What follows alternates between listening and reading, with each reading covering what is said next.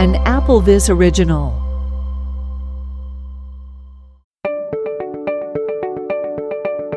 Hello there, and welcome to another episode of the AppleVis Extra podcast.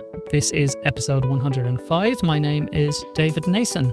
Today we are talking about the AppleVis End of 2024 Awards again, but this is a particularly special one today because it's the inaugural David Goodwin Award.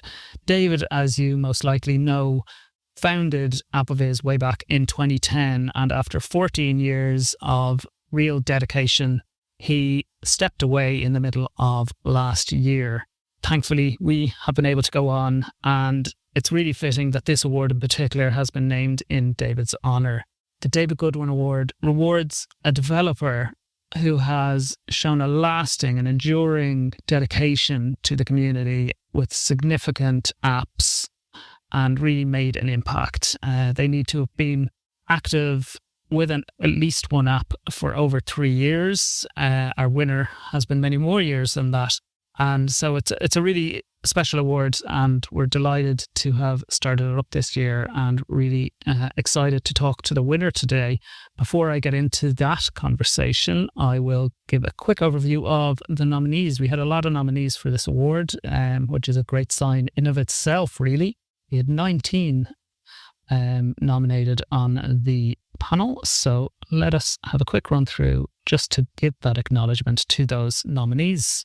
We had A Sharp LLC, who make King of Dragon Pass. We had American Printing House for the Blind, who make Good Maps Outdoors. Agile Tortoise, who make Drafts. Aeratech Corporation, who make Era Explorer. Cash Reader SRO, who make the Cash Reader app. Dolphin Computer Access Limited, who of course make Dolphin Easy Reader. Envision Technologies BV, who make the Envision app. FlexiBits Incorporated, who make the Fantastical calendar app. Junyu Kwang, who makes Mona for Mastodon and also Spring for Twitter. Kunal Sood, who makes the Lear RSS feeder app. Library of Congress, who make Bard Mobile. MIP Soft, who makes the Blind Square app. National Federation of the Blind, who make NFB Newsline. Oreo Gomez, who makes Round Logic and Accessible Hangman, Accessible 2048, and many more great games that we enjoy. Sneaky Crab Incorporated, who make Timecrest. Twisted Wave Limited, who make the Twisted Wave audio app. Ulysses GmbH, who make the Ulysses writing app. And Weather Gods LLC, who make, of course, the Weather Gods weather app, a very popular app over the years as well. And finally, Wuji Juice Limited, who make Hokusai and Ferrite recording apps. So, big list. Congratulations to everybody who was nominated. It's great to see so many developers who have shown that long-term dedication to making great apps for our community.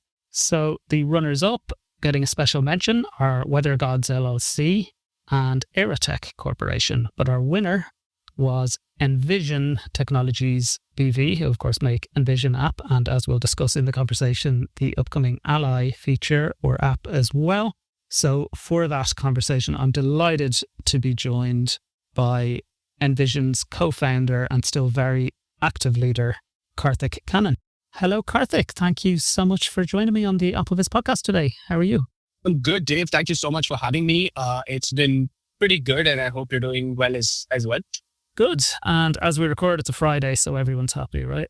Yeah, and it's Valentine's Day. So, everybody is love is in the air, as they say. But yeah, it's been a pretty nice Friday for me. So I'm hoping it's the same for you as well. Absolutely. And well, what a nice segue. Love is in the air, and there was a lot of love shown to Envision by the AppleVis community. So congratulations on winning the first ever David Goodwin Award from AppleVis.com. So that's an award that's not just about what you did in 2024, but it's an award about enduring and kind of lasting significance for the community. So, you know, the work you've done for years. So yeah, well done.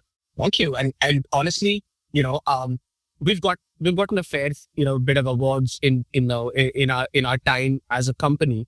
But to be very honest with you, Apple always hits differently. When we get something from AppleVis, it's always a different story because I think a lot of the awards that we are usually given to is like given to by a committee, right? And it's AppleVis. When we get love from AppleVis, it's always from the community. It's just countless number of people that we probably have have not met, have not had a conversation with, just connecting with our mission, the product, and taking out their time to give us valuable feedback, appreciating us when we actually do better on that feedback, and keeping us in check when we don't. And at the end of the day, when that kind of an appreciation comes from community and from everyday folks who use what we build instead of like some elite community or committee, I think it makes a huge difference to me. And I always mention this part that it's the community that is giving the award wherever I talk about AppleVis, because it's very rare to find stuff like this in the internet nowadays. So. Yeah, that's brilliant and great to hear. And yeah, you're right. I mean, it's ultimately a panel put together a list of nominees, and quite a big list of nominees, but you guys topped the poll, and that was fully down to the people who took the time to vote for you. So you must be, making an impact, and you've been having an impact for some time. Yeah, no, I think it's when we build something and we put it out there, one of the first places we come to for like pointed feedback is the AppleVis community. And I think over the years, like I remember making the first post about the Envision AI app back in September of 2017. And I remember just going to sleep that night, waking up the next morning, and I had turned on my email notifications and stuff. And I also my first thing that I would do in those days of Envision, the early days of Envision, is wake up and open up our Apple analytics to see if we had an uptick in our numbers. And I remember making that post on AppleVis and then checking the analytics a day later or day or two later. And all of a sudden I see this graph that's spiked to the top. And my first reaction was, oh my God, we got hacked. I'm going to go pro. Somebody hacked us and this didn't happen. And then I start opening up my inbox and I see just floods of comments from people giving us their feedback. And that's something that I really value in any online community. The ability to welcome new people, make them feel at home, and give them constructive feedback. I just absolutely love that about AppleVis. And I'm so glad that AppleVis is continuing to exist and it's continuing to honor people who put their time and effort into building accessibility tech. Because, I think God knows we need more of that in the world today. Absolutely. Love that. So tell us a bit more about that then. So you say Envision was 2017. The years are absolutely, I can't believe it's been that long. So tell us a bit about the origins of the company, how it got set up and why, and how it all came about. So Envision started in about, Envision was never meant to be a company. Envision was never meant to exist as a product, as an app or a company. We had no plans of doing that. And it all started in about December of 2016 when we went to a blind school in my hometown. In fact, I'm actually talking to you from my hometown, Chennai in India at the moment. We'd gone to a blind school here. And usually, and we went there primarily because, one of my mom's friend was the career counselor or the principal in that school. And she didn't really have any money to pay for actual career counselors. So she invited me and my co-founder to give a talk to kids there, like we knew any better about building a career. But anyway, we were around and she didn't have to pay us. So we just walked in there, and our idea was to really tell these kids about what it is to be a designer and what it is to be an engineer. And we went there and we walked in. We essentially told those kids that, being a designer or being an engineer is just waking up and solving problems. We have a to-do list of problems to solve, and we just solve one problem at a time. And hopefully if we solve enough number of problems, and if those problems really matter, we can make an impact in the world in some way. That was the idea. And it was supposed to be a 15-minute talk towards the end of their school day. I really didn't expect the kids to pay any attention to them. They had a long day at school. I'm just going to go in there. They're going to pretend to listen to me. And then we're going to move on, right? But at the end of the talk, I asked those kids, what kind of problems would you like to solve when you grow up? I remember the night before the conversation with the kids, I asked my niece about it. And she told me that, she was a teenager and she had these wild ideas of what it is to be, what she wanted to do when she grew up, right? And she told me she'd like to build a city on Mars. Kids that age usually say, oh, I want to, cure cancer. I want to build a supercomputer. I want to do all these wild, imaginative things. And I expected a very similar answer from the kids at the school that day. But the answers were just so different. It was so different that it left me speechless. They said things like, oh, I wish I could live independently. I wish I could travel independently. I wish I could read a book by myself. I wish I could actually, if it was sunny outside and if I know it was sunny outside, I wish I could just step out of my house and go to the beach without having to spend all my effort planning how to get there and worrying about me getting there safely. And my parents having to chaperone me all over the place. And I wanted to just move out and about by myself.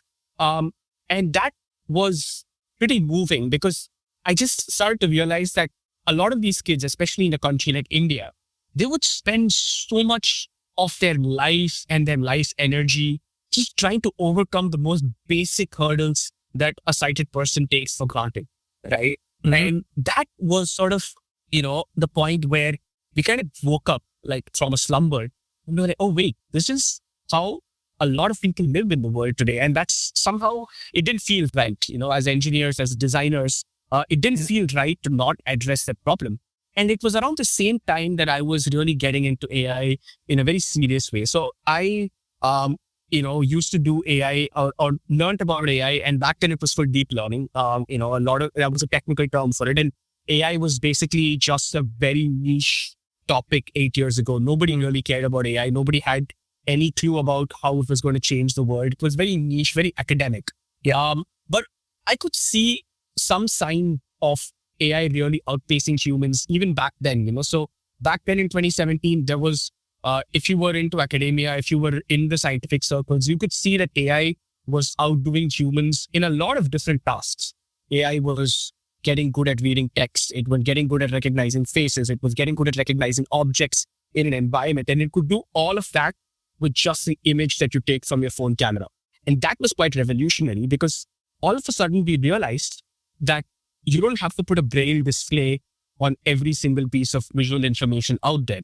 You could use AI to basically build a bridge between the visual world as it is and the visual world as it should be, and make it more accessible. That was what was the key insight which we had in the early days, that basically if we are able to extract information from the environment and give it over to a blind or low vision person, they will then have the agency to take decisions on their own. And all we have to do is provide that information in a seamless way. And AI was the tool or the bridge that would help us provide that information. And so that was how Envision started. And, I was in between jobs at that time. And my co-founder was doing his master's in the Netherlands. And so we thought, okay, we're going to build this, this fun little app for 6 months. He's going to get a master's degree out of it. I'm going to get a portfolio, or I'm going to bum around for a bit. And then find a job and move on, right? And that was the plan. And I still remember over the course of 6 months, the very basic prototype of the Envision app that they put on test flight ballooned to about 1,000 users without us doing any kind of marketing whatsoever. There was no plan.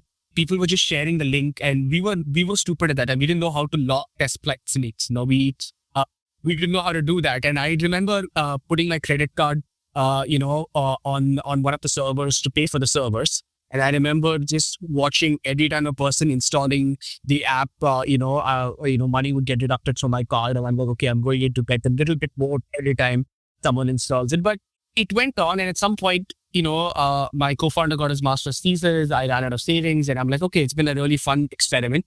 And I'm going to shut this down. And I remember shutting it down and writing to, just sending an automated email to all the 1,000 folks who signed up saying, hey, thank you so much for your effort. It's been pretty phenomenal. I've learned a lot. And I can see how much impact this technology can make. But so long, and, see you guys around. And that's just it. And again, I woke up the next day and I had 1,000 people spamming my inbox almost and saying, it is stupid that you would do this. Why would you do this? Like, you guys have built an app that doesn't work most of the times, but in the rare moments it works, it actually makes a big difference. And so that's what it does to start Envision as a company. And to be very honest with you, I moved from India to the Netherlands to start the company. There's been no precedent of anybody doing anything like that in my immediate circle. I had no clue how to start a company. I don't even remember filing income tax until that point in time. I was a very, very young kid, I think 23, 24 years old. And it's really just, phenomenal because it's the community that has gotten us this far. And I'm not saying it just because I'm on an AppleVis podcast. I genuinely believe that because I always believe that the blind and low vision community is fairly underserved. And it's starved of innovation most of the times. And I think when something comes along that attempts to be innovative, be it in terms of product, be it in terms of business model, the community embraces it. And it's just the push that they have given us so far that's actually gotten us here, and again, I don't think we are, great entrepreneurs or anything of that sort. I think, we're just a couple of average people who try really hard and who have been incredibly lucky to find a community that appreciates us trying very hard.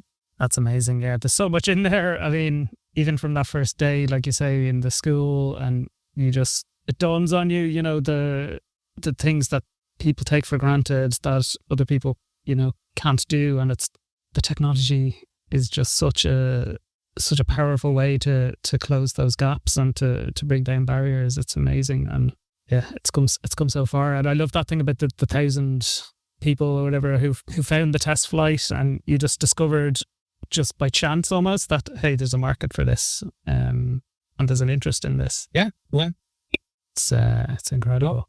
And like you mentioned your co-founder, that's the other Karthik. So like, do you guys have different kind of disciplines? You're more of the engineering side, is it? Would he have a different kind of discipline that he focuses on, or? Yeah. So he's the designer. His heart is in product design and in industrial design. So it's sort of the combination that we have from the very early days where I write code and he designs, and it's the synergy between us that work. Yeah. Brilliant. And I suppose the app's probably changed quite a bit. So if it's been out for roughly 8 years, it's had a few iterations and a few kind of changes over the years. What are the big ones? What are the big kind of standout moments that have changed over the years? Sure. I think quite a lot. So I think in the early days, it was the inclusion of this feature called instant text, which, you can hit a button and then it just uses the video feed to like read text, all kinds of text around you, in completely offline way. So you don't have to like need an internet connection for it. I think it's still the most used feature on the glasses. I still remember just pushing it on the app, on a whim, because we just got access to this new AI technology that did this thing offline.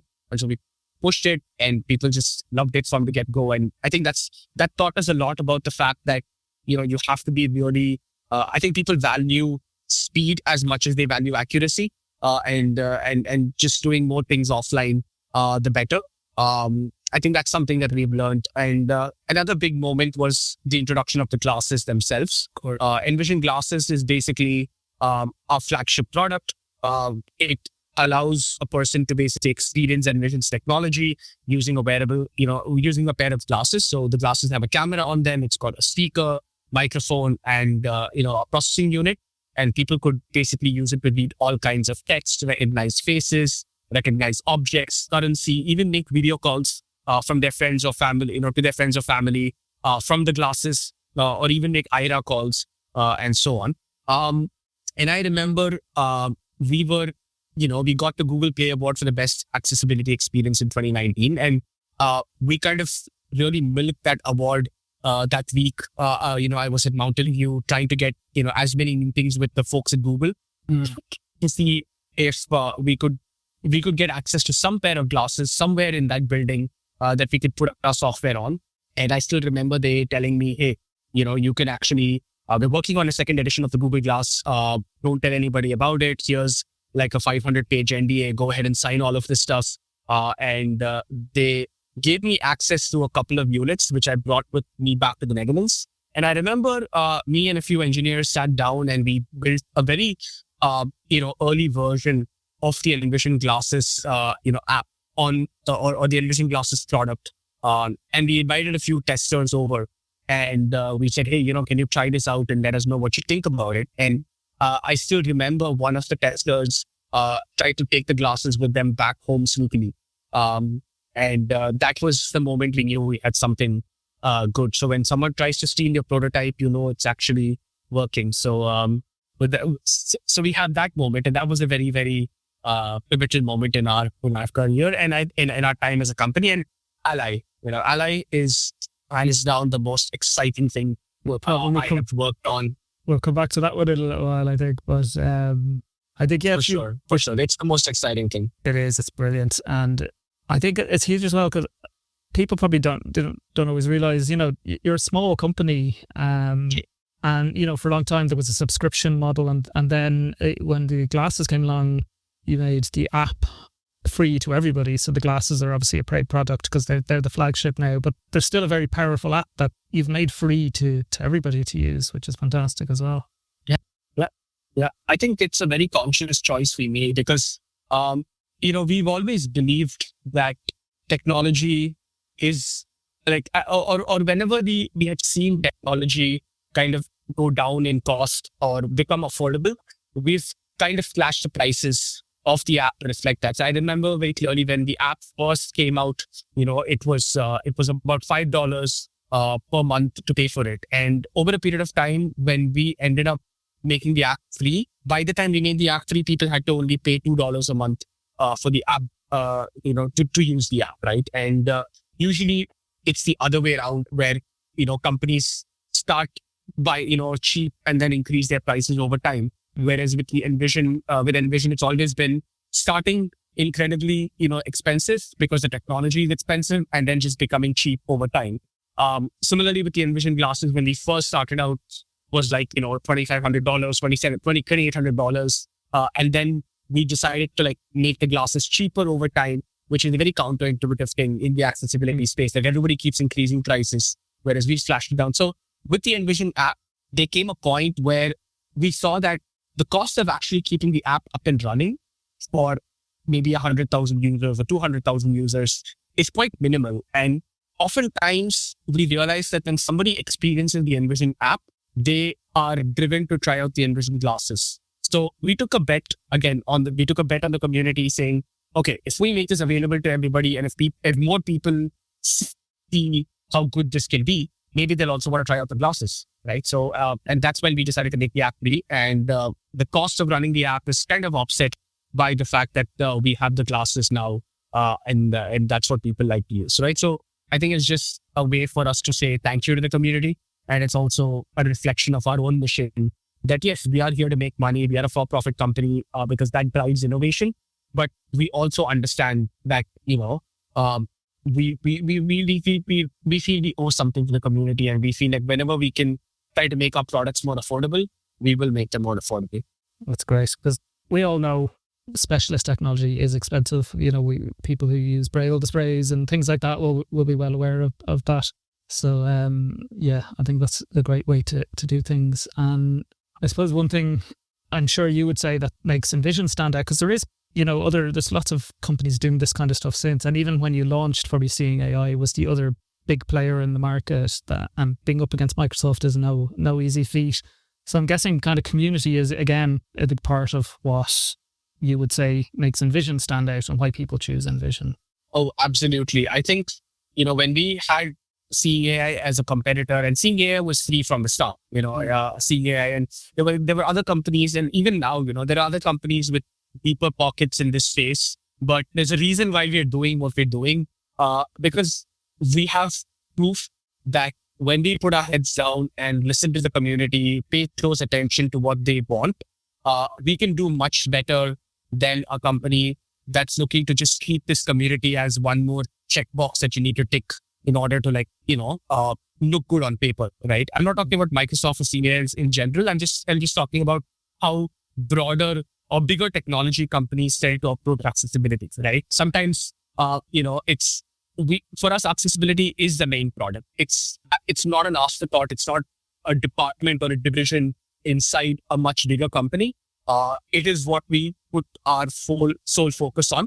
And because of that, I think we're always able to survive and thrive in this market. I think we've been one of the longest running assistive tech companies in the last decade or so, because we just know that, okay, if we listen closely to the community, we do business the right way and focus on the fundamentals, we'll be fine. I think that's what I believe. I think just listening and talking to people in the community and iterating on their feedback, it's as simple as that. Definitely. I work in customer experience in my day job, and I was chatting to a friend of mine only last week who has the Envision glasses, and he mentioned that kind of the customer experience and customer service is one of the things he appreciates most, actually, because he said, when he reaches out to Envision, he gets a response he feels genuinely listened to. And I think that's something we don't always feel these days when we're dealing with any companies, really. So yeah, I think that's really good feedback to have.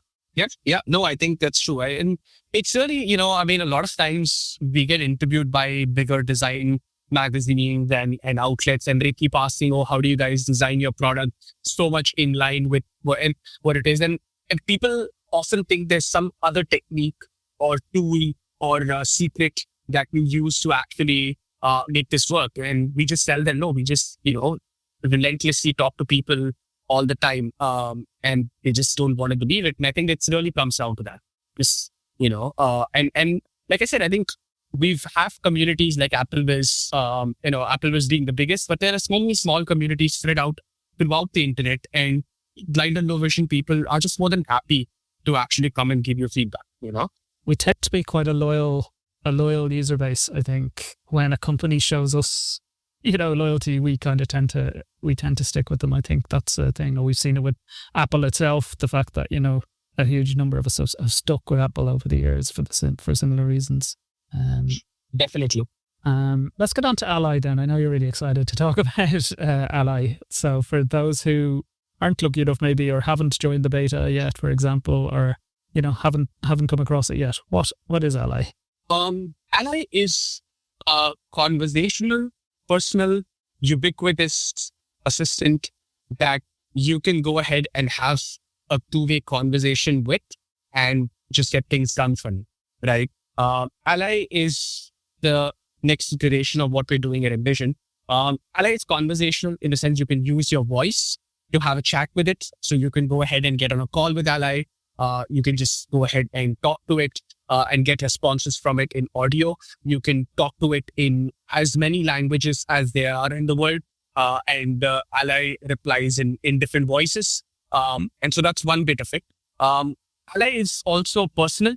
So this is very, very interesting. So unlike most other assistants out there, Ally can be very highly personalized. Like, for example, my Ally is, it's a foul-mouthed comedian, 1930s, right? And he uses very colorful language. I call him Dali, and Dali uses very colorful language to describe the world around me and to just have a conversation with me. And I'm always laughing, and sometimes, people around me are like looking at me in a weird way because I'm just, talking to a random AI on my phone and it's replying to me and I'm laughing at it, and people are like, okay, this is a little strange. But, this is one of the things that makes Ally really stand out, is you can very easily customize Ally, based on what personality you give it, but also Ally learns from you. So as you keep using it, Ally builds a very intentional biography of yourself. And you can keep asking it to remember things for you. You can keep asking it to, recall things that, it remembers about you. You can talk to it about your preferences, and it just remembers things over time about you. And Ally is ubiquitous, which means that, Ally can be used anywhere. Every Ally is on the web, on the desktop, Ally is on your phone, Ally is on the Envision glasses, Ally will be on WhatsApp, Telegram, all of the other messaging apps. Every Ally will also have a phone number attached to it. So you can actually call an Ally from a payphone or from a regular phone and have a conversation with it as well. And Ally is also able to do a lot of things for you. So Ally can, refer to your calendar and give you, and tell you stuff about it. Ally can therefore to the weather. Ally can search the internet. Ally can basically even play games. So we're actually building games on Ally as we speak. You can actually play games on Ally. So it's just, an always available assistant or ally that you can simply call and get things done from, or just have a conversation with, and so on. Right. And it's built with accessibility in mind. The app is entirely accessible on all the platforms it's available on. And you can make it, give you descriptions as verbose or as detailed or as concise as possible. And you're in the driver's seat with a lot of things that you want to do with Ally. And it being conversational, it's very, very easy to use. You don't have to remember commands or you don't have to remember menus. You just ask it to do something for you and then do it for you. I think that's one of the things that stands out for me, even with, because like you say, it is a conversational tool, and it's like, ChatGPT or those kinds of tools where you can have conversations about any topic you want. But it's also doing that piece of, hey, what's the product I'm holding in my hand? And that's so much easier when you're just talking to it. You just open it up, you start the conversation. Hey, in my case, say, hey, Leah, what's this? And she'll just tell me what it is and go, oh, can you find cooking instructions online for that? And she'll go off and find them. But it feels really quick and easy. You're not pressing a button and going and waiting for a response or something. It feels very natural, I suppose. Yeah. That's the idea. I think with Ally, the aim is to make it very simple. But beneath all that simplicity is, you just asking it to do something for you, and it can do something for you. Something that we're actually also playing around with Ally is just making it do things on your behalf. Because, for example, we know that, having to fill out forms on the web is a pretty daunting task still. Just being able to fill out these weird JavaScript forms that are all over the place and are not accessible. So we're actually building a version of Ally that can do this for you, right? And as AI tends to get more and more and more powerful, we are focused on having AI do also things on your behalf on the web, which might seem inaccessible for you, right? So I think that's sort of where the future is heading with AI, and that's also what we're very, very excited about. Yeah. And is Ally, is it trained, if that's the right word, knowing that its audience is blind or visually impaired in some way, or is it just like any other, AI in that sense? It is trained to be an assistant for or to be of help for people who are blind or low vision and the elderly. That's the core audience that the AI is trained for. And we don't use too many off-the-shelf AIs for it, because sometimes when you ask for detailed descriptions of things, a lot of these AIs are nowadays very corporate, very corporatized, right? So they don't give you descriptions of things. They don't read out certain things to you. Like if you ask it to read an electricity bill, right? There's some AIs out there which will refuse to read it out for you because it contains quote unquote personally identifiable information. Now, those are not really built for blind and low vision people. Whereas if you ask, I like to actually read out any document, it would actually go ahead and read it out to you, because it knows that, its main audience is basically blind or low vision people and stuff. Yeah. Right. So you can always go ahead and ask it to read all sorts of documents, get all sorts of descriptions, and the app will be able to do that for you. That's great. Yeah. And you can text or speak as well. I find the speech mode is what I use 99% of the time, but definitely there are times when being able to type to it is going to be beneficial as well. Yeah. So the thing is, Ally is something which you can use both in type and talk mode. So you can text it as well. And all the features that are available when you text it, when you talk to it, are also available when you text it. So yeah, I use both interchangeably. Sometimes I'm in the metro and I can't speak, or if I need something quickly, I just Google or I just ask Ally stuff, and it works with text. Yeah, and it's in a public beta right now, and anyone can just go ahead and install it to try it out. Yeah, definitely. Yeah, and I think the personality things is a really interesting part of it as well. I've two main ones that I use, because I use you might know the pre-built ones of Leah, which is very upbeat and chatty, and if you just want to play a game or something, it's really nice. But then sometimes I created my own one that's just very to the point, concise, just answer the question, you know what I mean? And it's great to be able to use that one when you want to. So I think that's one of the things that makes it stand out, like you said, is you can use it the way you want to use it. And I think that ubiquity as well is really interesting. I've primarily myself been using it on the iPhone, but I'm really interested to see some of the other stuff you're talking about, like the web and WhatsApp and, that sort of different ways that we'll be able to use it. So you really do see it as something you interact with all over the place. No, that's true. I think, for us, we decided that from day one, Ally has to be available everywhere, all at once. I think that's one of the most beautiful things about the current AI revolution is that it's not tied to any device or any company or any form factor, right? I think it's sort of literally in the air as we speak. And that's a great thing because you could just, touch, a particular touch scenario. You could just go ahead and use it on your phone if you want to, or if you use it on the web. And the thing that the way we've built Ally is that you could, for example, start a conversation with an ally on your phone, and then you could just pick it up on the bed, and then you can just continue having that conversation on WhatsApp.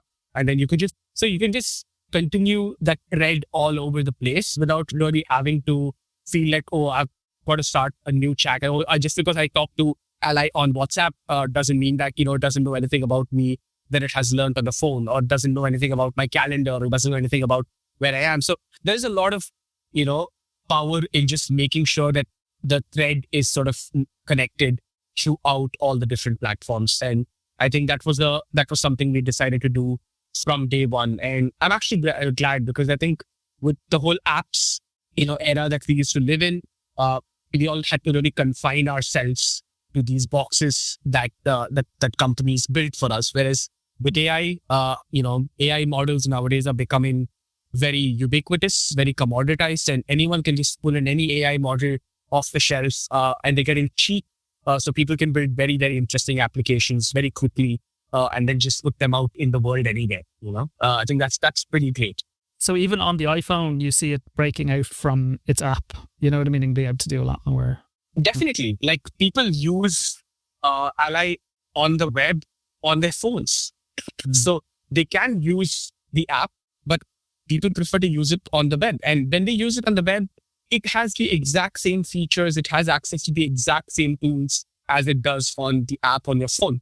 So, we're going to be doing a pretty interesting experiment during CSUN, next month. I'm very, very excited for that experiment. And that's going to show how powerful Ally can be across all different platforms, right?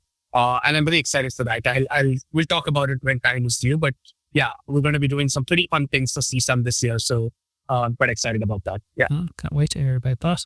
And it's on the glasses, I know, but I suppose, the glasses, like they're not cheap as we said, with assistive technology generally isn't. And there are more wearables coming on the market. So I'm sure people are dying to know, will Envision be available, or will Ally be available on other platforms, be that the Meta Ray-Bans or other similar type products and similar priced products? Yeah, I think that's something that we're definitely looking into. We're excited about the fact that wearables are finally becoming mainstream. I think for me, there is still a little bit of apprehension because none of these wearables are still open for developers yet. There have been a lot of wearables that companies have been putting out, and there have been some companies promoting it for the blind and low vision community, but there hasn't been a wearable that is still open enough for us to put our software on it and actually, give that over to the blind and low vision community. Again, we believe we're on the verge of having something like that, but it's still not there yet. I think for good measure, some companies that are building these kind of glasses are wanting to make sure that there are no nefarious apps or actors trying to take control of the glasses and doing something crazy. People are a little spooked already about these things, right? So they're trying to be as cautious as possible. And so for us, the Envision glasses hardware is still the best hardware to deploy, our software on. Like to build apps for people who are blind and low vision on. We still believe that it's the best hardware to do it. But having said that, I am super optimistic about so many of them. Too early to talk about some things, but we, I think it's very, very exciting. I think it's very exciting to finally see this becoming mainstream. I mean, we in fact have a version of the Envision Ally app running on the Envision Pro headset, and even with how bulky it is and all of that stuff, it still makes a big difference to just be able to wear it on a powerful piece of hardware and then run it and see how it is in the world. So pretty cool. Yeah. Yeah, it's amazing because I think it's the idea of bringing the barrier to entry down a little bit. You know what I mean? Like that initial purchase price down, but and I'm guessing more of a subscription model then going forward. But then you're using it wherever you want it. So that could be on a pair of glasses that you've bought, but it's also on your phone, like I said, and on the web. And yeah, that kind of feels like the model that makes sense. Definitely. I think that's we still have to decide on what the business model for Ally would be and where he'll be with all of these consumer glasses. And like I said, a lot of not depends on whether these companies are open to giving developers full control of the hardware or giving us access to the powerful hardware that they've built. And sometimes the hardware itself is not as powerful, but just having access to the camera and the internals can make a big difference. So as and when that happens, we will, like I said, we've always been very transparent with the community. We'll again go back to the community. We'll talk to, them as to what feels right. And we'll try to make the best possible decision, going forward. Yeah, but it's still a bit up in the air. And as you say, the existing glasses are there and they're still good hardware and they are running Ally as well. So you can run the Ally betas on the glasses now, can't you? Yeah. It has actually now become one of the most used features. Actually, it is probably the second most used feature on the glasses right now behind our scan text feature. But I'm pretty sure when we do bring scan text over to Ally, Ally is going to basically take center stage on the glasses, no matter what. So it's there on the glasses, and we plan to support the current hardware for much longer than people believe it to be, right? I think we will support this particular hardware for as long as possible before we're able to hang up our boots on it, because there's so much more that we can squeeze out of this hardware.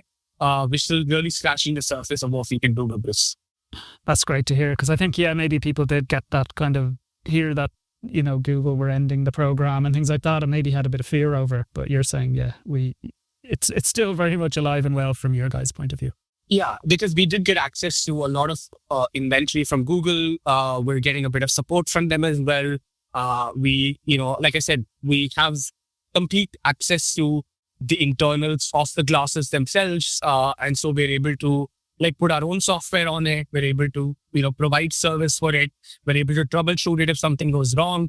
And, we're pushing updates continuously to the glasses. So despite, the glasses, quote unquote, from Google stopping in 2023, we've actually pushed out an enormous number of updates from that time till now, right? And we'll continue to do that because we know the hardware is capable of handling more.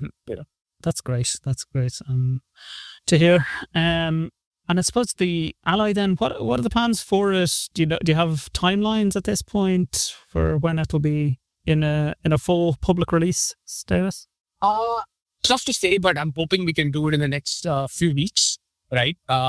So our plan, Ally is now in public beta. Anybody basically can go to ally.me, so ALLY.me, and they can install a public beta of Ally on their phones, or they can also try it out on the web. So if you go to web.ally.me, you can just go ahead and use the app or Ally on the web as well. There is a Slack community that people can be a part of, give feedback, provide input and direction to what the latest, what features should be added, what issues they're facing, and so on.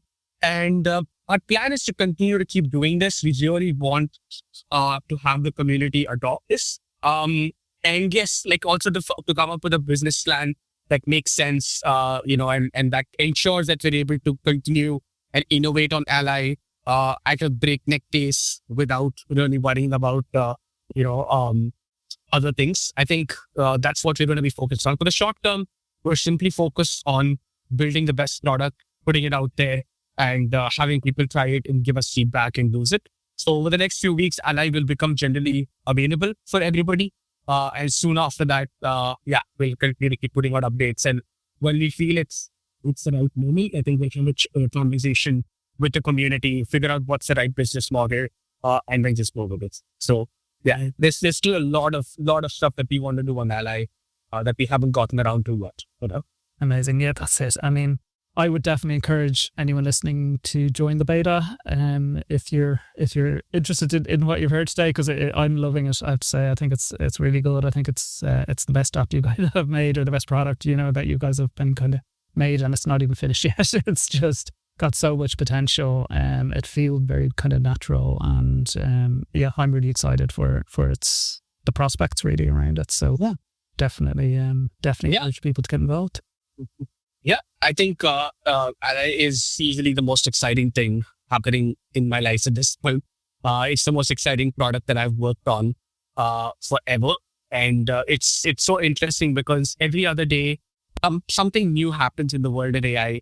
Some new model comes out. People were thinking, oh my God, OpenAI is the best. And then DeepSeek comes out and everybody's like, oh, wow, DeepSeek is insane, and then all of a sudden Claude comes out with something else. And, I realize ultimately it's not these AI companies that are winning, but then developers like us are winning the most, because we get to experience these models, and every model just is a little bit more cheaper than the one before it, right?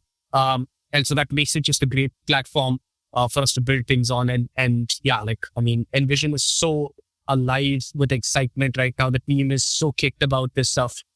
We just, we lose track of time building this thing, and the feedback from the community is so positive. It's so hot at the moment. And I think, we've got something very interesting in our hands. And if we stick to the fundamentals, which is listen to the community, listen to the feedback, do what is right, and everything that's, will take care of itself, we'll be fine. I think you're right. Yeah. There's been so much hype about AI over the last few years, but I think we're one community who have kind of real world examples that we can show of like how we're using it to its benefit. Yeah. So true. Whenever people write online about, hey, there'll be all these really fancy reasoning models, and, this model that can do really well at OCR, and this model, and people are sometimes trying to find a nail to hit on with all these different types of hammers. And I'm like, we've been doing that for like 8 years now. And there is this community that's benefited immensely from this, and it will continue to benefit immensely if used the right way. And if done the right way, I think it'll be transformative, right? And I think that's really the impact I'd love to see in my lifetime is for blind and low vision people across the world to be able to live a life of their full potential, just without having to worry about anything, because AI is able to help them do so much of the things that seem otherwise impossible. So I'd love to make that happen. Yeah. Amazing. Karthik, you've been so generous with your time, so thanks so much. I don't know if there's anything else you wanted to say before we wrap up. I would love to just end with one thing, which is for everybody on the call who's listening to the podcast, please do check out our beta. So if you go to ally.me, you'll be able to install the latest public beta of Ally. We would love to get your feedback. This quick form you have to fill out. Once you really fill out, if it's got 3 questions, we'll send you a link immediately to Ally. Ally is available on iOS. It's available on Android. It's available on the web. So you can use it on your desktop as well. And it's also available on the Envision glasses. And like I was mentioning earlier in the podcast, it's going to be available everywhere else shortly. So yes, please do try out Ally. There's a Slack community that you can join. We live on that community, so you can just go ahead and ping me or any of the Envision team with your feedback, and we'd love to hear from you. So please do try out Ally and let us know what you think about it. Amazing. That sounds great. I think we can wrap up there and say thank you again so much, and congratulations, Karthik, on the win. And thank you, everybody, for listening. Thank you so much, David, for having me over. I really, really appreciate it. Cheers. Bye-bye. This podcast was brought to you by the community at AppleVis.com. AppleVis, empowering people who are blind, deafblind, or who have low vision to get the most from Apple products and related technologies. A proud member of the Be My Eyes family.